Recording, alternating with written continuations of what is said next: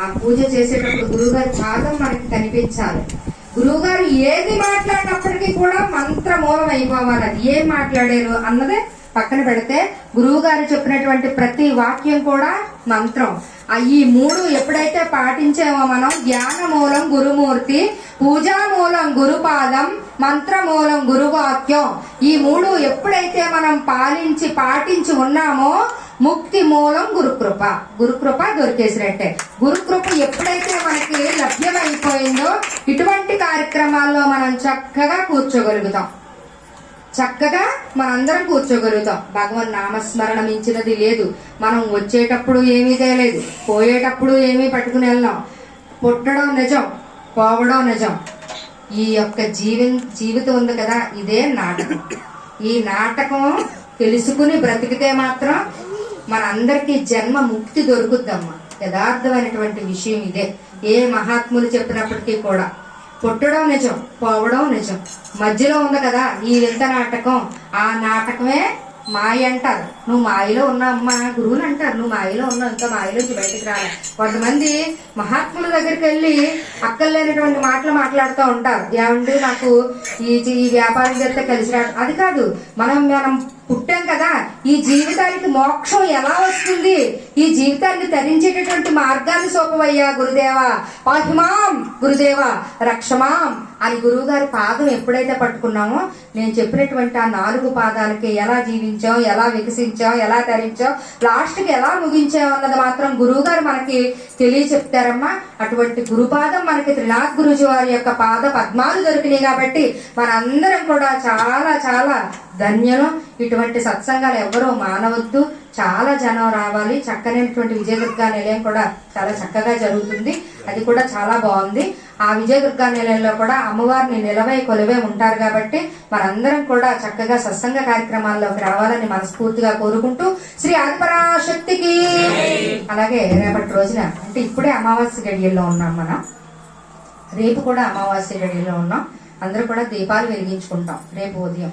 కానీ దీపాలు వెలిగిస్తూ ఉంటాం కదా, దీపాలు వెలిగించేటప్పుడు నేతిలో నానబెట్టి ఆ యొక్క నిలబడినటువంటి ఒత్తుల్ని మనందరం కూడా పొగొత్తులు అంటాం. ఆ ఒత్తుల్ని మనందరం వెలిగించి ఆ యొక్క కాంతులు చూడండి ఎంత చక్కగా ఉంటాయి. బాగుంటాయో బాగోవా చెప్పండి?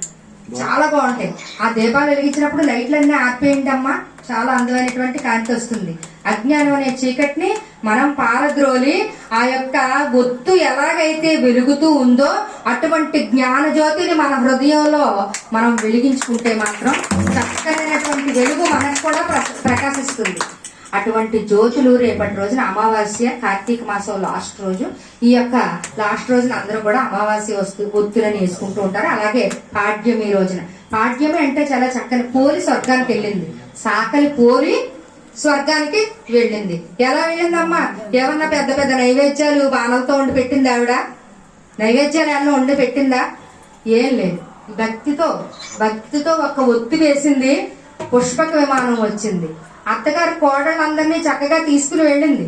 ఎందుకంటే ఈ అమ్మాయి ఇలా చిన్నతనం నుంచి కూడా దైవ పూజలు ఎక్కువ చేస్తూ ఉండేదట. పోలి సాకల పోలమ్మ చాలా చక్కగా దైవ కార్యక్రమాలన్నీ చేస్తూ మరి సత్సంగ కార్యక్రమాల్లో పాల్గొంటూ దేవాలయాలకి వెళ్లి పూజలు చేస్తూ అద్భుతంగా ఆవిడ చాలా చక్కగా చేస్తూ ఉంటే అదృష్టం కలిది వీళ్ళ ఇంటి కోడలు అవ్వింది సాకల పోలమ్మ. అయితే ఆ అత్తగారు కూడా భక్తి పర్రాలే. భక్తి పర్లు అంటే దైవ పూజ చేసేటటువంటి భక్తి ఒకటి ఉందండి, రాక్షస పూజ చేసేటటువంటి భక్తి ఉంటుంది. అది కూడా గమనించండి. అందరూ పూజ చేసేస్తున్నాం అని అనుకుంటారు. దైవ పూజ వేరు, రాక్షస పూజ వేరు. ఆ రెండిట్లకి తేడా ఉందమ్మా. అందుకని ఈవిడ రాక్షస పూజ, నేను పూజలు చేశాను, నేను వ్రతాలు చేశాను అనే గర్వం తప్ప భక్తితో చేయలేదు ఆవిడ. అందుకని ఈ కోడలు ఎప్పుడైతే వీళ్ళ ఇంటికి వచ్చిందో చక్కగా ఈ అమ్మాయి ఎప్పుడైతే ఈ పూజలన్నీ చేసుకుంటూ ఉంటుందో కోడలకు మంచి పేరు వచ్చేస్తుందని ఆ పేరు మారుగున మూలన పడిపోతుంది.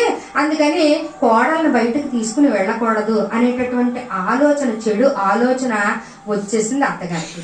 వచ్చి ఉన్న కోడళ్ళందరినీ ఈ పాడ్యమి రోజున కాలువ దగ్గరికి తీసుకెళ్లి చక్కగా ఓళ్ళు సరివిడి వడపప్పు ఇవన్నీ పట్టుకుని వెళ్ళి అక్కడ పూజలన్నీ చేయించింది కోడల చేత.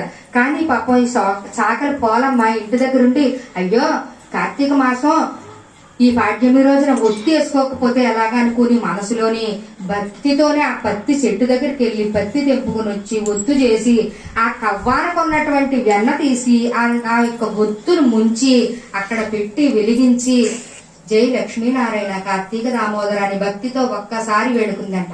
ఆ భగవంతుడు ఆ భక్తికి మెచ్చి పుష్పక విమానం పంపించాడు ఆ సాగర పోలమ్మ గురించి. ఎప్పుడైతే ఆ విమానం బొందుతో ఎక్కింది ఆవిడ వైకుంఠం చేరడానికి, బొందుతో వైకుంఠం అంటే మాటలు కాదు కదా, ఆ బొందుతో వైకుంఠం విమానం అందంగా చక్కగా ఎక్కుతూ ఉంటే అత్తగారు చూసిందంట, ఇదేటి ఇన్ని పూజలు చేశాను, సెలవుడు వడపప్పు ఎంత పట్టుకొచ్చాను, నాకు విమానం పంపలేదు, ఇంట్లో ఉన్నటువంటి నా కోడలకి ఈ విమానం ఏంటి అలాగని చెప్పేసి గబగబా వచ్చి కాళ్ళు పట్టేసుకుందాం.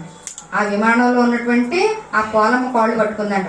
ఇదేంటి మా తోటకోళ్ళు ఎలాగ ఎక్కుతూ పెట్టి మా అత్తగారు కాళ్ళు పెట్టుకోవడం మేము పట్టుకుందని చెప్పేసి ఒకళ్ళ అలా పట్టుకుంటూ వెళ్తుంటే అప్పుడు పరమేశ్వరుడు చూసాడట, మీరు ఎంత పూజలు చేసినప్పటికీ మనసు ఒక దిక్కునుంది, పూజ వేరేగా ఉంది, అందుకని మీ పూజ నాకు అందలేదు, మీది నాకు లెక్కలోకి రాలేదని అందరినీ కూడా విదిలించి ఆ పోలమ్మని స్వర్గానికి తీసుకుని వెళ్ళారట. అది భక్తితో కూడినటువంటి పూజ. అందుకని ఎవరు చేసినప్పటికీ కూడా భక్తితో పూజా కార్యక్రమం చేయొచ్చమ్మా, తప్పేమీ లేదు. ఇందాక నేను చెప్పినట్టుగా మరి కుంకుమ ధరించడం గాని, గాజులు వేసుకోవడం గాని, అలాగే మెడలో మంగళసూత్రాలు వేసుకోవడం గాని, స్త్రీమూర్తులు చాలా చక్కగా తలలో పువ్వులు పెట్టుకోవడం గాని, కాళ్లకు మెట్లు పెట్టుకోవడం గాని, చక్కనైనటువంటి వస్త్రధారణ చేయడం, ఇటువంటివన్నీ కూడా మన హిందూ సనాతన సాంప్రదాయంలో ఉన్నటువంటివి. ఇవన్నీ కూడా ఎవరూ మర్చిపోకుండా మన పిల్లలకు కూడా ఆ సాంప్రదాయాన్ని నేర్పించి మనకు వచ్చినటువంటి గోడలకి అన్నటువంటి కూతుళ్ళని వీళ్ళందరినీ కూడా తీర్చిదిద్దేటటువంటి భాగ్యం పెద్దవాళ్ళ చేతుల్లో ఉంది. చెప్పండి, వినాలి, పిల్లలు కూడా అందరూ వినాలి. పెద్దవాళ్ళ మాట సద్దన్నం మూట, పెద్దవాళ్ళ మాట సద్దన్నం మూట. అది ఎందుకంటే ఏమీ పట్టుకెళ్ళకుండా వెళ్ళాం అనుకోండి, అడవిలోకి వెళ్ళాం, అక్కడ హోటళ్ళు ఉండవు, అప్పుడు ఏం చేయాలి?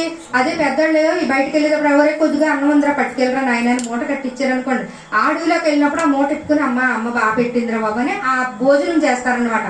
తల్లి అంత గొప్పనటువంటి విషయాన్ని చెప్పుద్ది కాబట్టి ప్రతి ఒక్కళ్ళు కూడా తల్లి చెప్పినటువంటి మాటల్ని మగవాళ్ళైనా సరే ఆడవాళ్ళైనా సరే గౌరవించండి అమ్మా.